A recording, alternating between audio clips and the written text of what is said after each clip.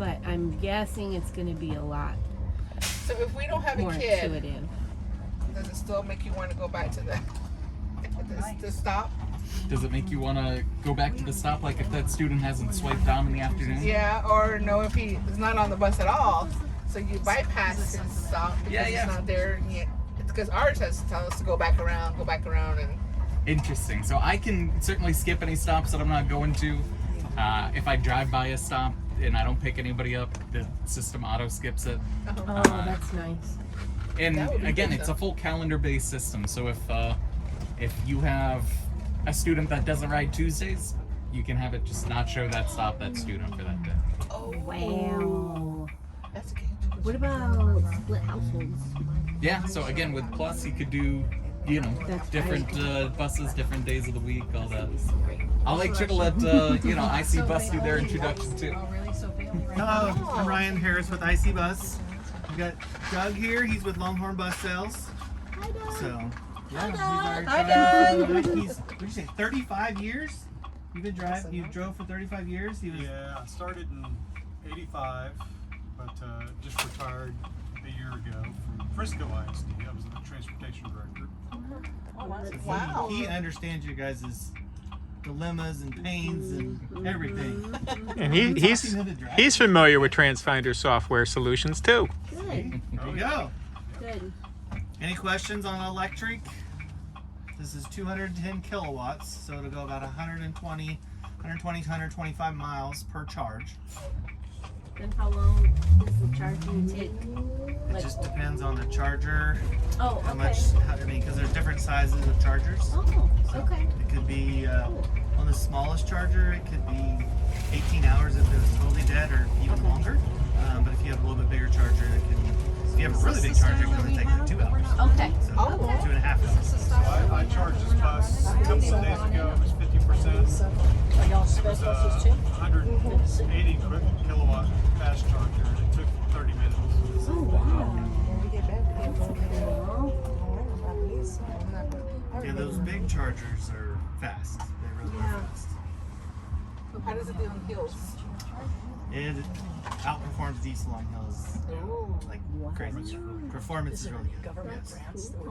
And it's tuned. So this is software computer on wheels, right? So they can tune it, and they've tuned it to perform better than a diesel. So it's got a direct drive motor, so the axle is actually turned around. So the direct drive motor is in the back, and it's like a pusher. It's got a short drive shaft. Whenever he takes off, it's instantaneous. We don't have obviously turbos or anything to pull up, so it's instantaneous. When he lets off, we have regenerative braking as well. It's in level 3, so it reverse polarities and it'll put power back into the battery. So it's the most efficient level 3.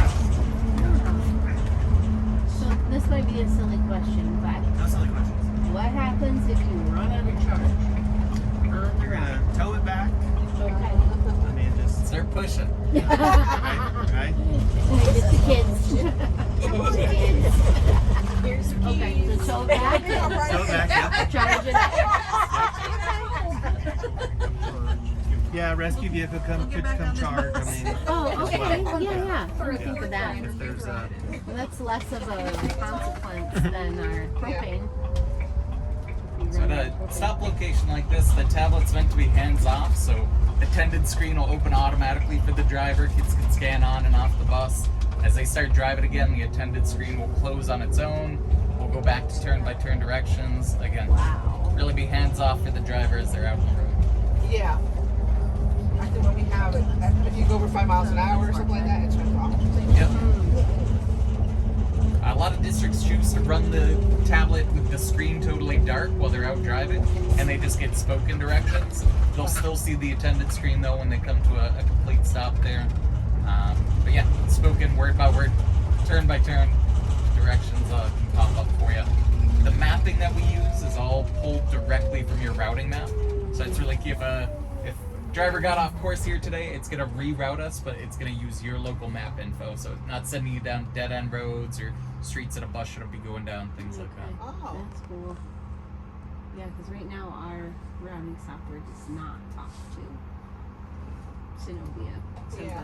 the turn-by-turn directions aren't put in by us. Okay, so for our area, for this software to work, we deal a lot with the Indian Reservation in New Mexico and Arizona. Yeah. And we don't have the addressing system. It's like 5 miles past the third fence post, turn left at old grandma's kitchen, type Yeah. thing. Yeah. So how would that work with this system?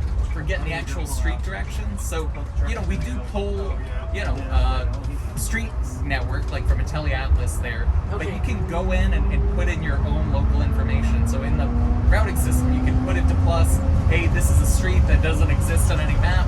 This is what it's called. And when the driver's out on the road, they'll be able to see all that map info that you put in there.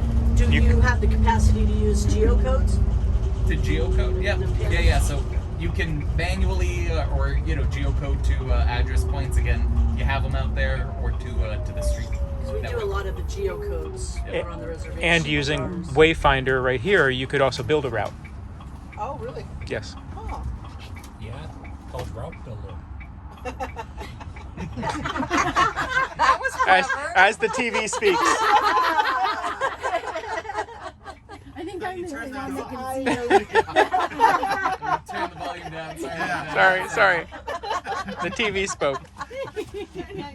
Gotta make it sound more. Something that is also available for the drivers that you'll see at the next stop that we have is student information will come up. So you'll get IEP information, you can get any special needs information, anything that you need. Maybe it's bee allergies, temperature issues. There you go. Thank you, Vanna. It's Hannah. It's just Handa. They can add students. It's all about communicating, making sure the driver is fully informed, or the bus aide. So right now I have a student we're in a brand new neighborhood and it hasn't been mapped on our system that we use. So you're saying that I could actually just run my route and put in the streets for it to accept the lefts and rights? It's a brand new neighborhood track? Yeah, so we could pull the GPS in. You could use the GPS overlay to see where the bus goes and use that to add in new streets, stop locations, things like that.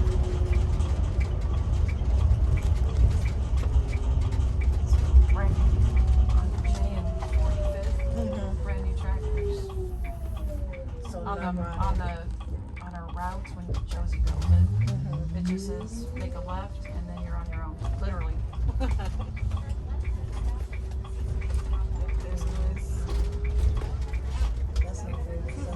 You can vaguely hear it speaking right now. Yeah. And we're approaching a stop, so the student information came up for the students that were supposed to be at this stop.